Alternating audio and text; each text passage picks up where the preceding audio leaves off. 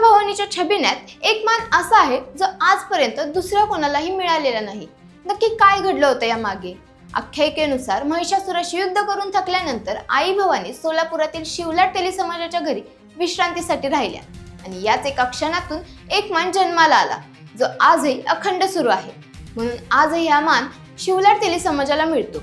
शिवलाट तेली समाजाचे श्री अंबाबाई व जगदंबा मंदिर। पण हा मान आहे तरी काय माहितीये? दर अश्विन पौर्णिमेला तुळजापुरात होणाऱ्या छबिन्यासाठी सोलापूरहून तब्बल 2 मानाच्या काठ्या आणि पालख्या पायी निघतात आणि छबिना मिरवणुकीत त्यांना अग्रस्थान मिळतं।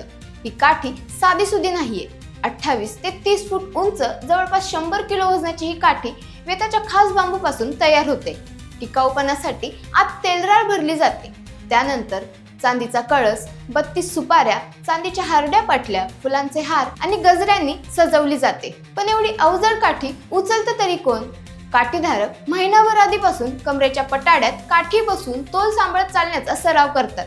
बाराबंदी, धोतर, फेटा घालून हे मानकरी शमी वृक्षाभोवती प्रदक्षिणा घालतात आणि आपट्याची पानं एकमेकांना देत ही परंपरा जपतात। आणि मग सुरू होतो प्रवास सोलापूर ते तुळजापूर, तब्बल 45 किलोमीटर, तोही पायी। वाटेत हजारो भक्त काठीची पूजा करतात, नवस फेडतात। तुळजापुरात पोहोचल्यावर शासकीय स्वागत होतं। रात्री होणाऱ्या छबिन्यात हे काठीधारक शहाजीराजे महाद्वार आणि मानाच्या कल्लोळ पायऱ्या तितक्याच कौशल्याने एका क्षणाची चूक न होऊ देता उतरतात। तिसऱ्या दिवशी कल्लोळ स्नान होतं आणि काठी पालखी परत सोलापूरला येते। मंदिरात भंडारा महाप्रसादाने सोहळ्याची सांगता होते।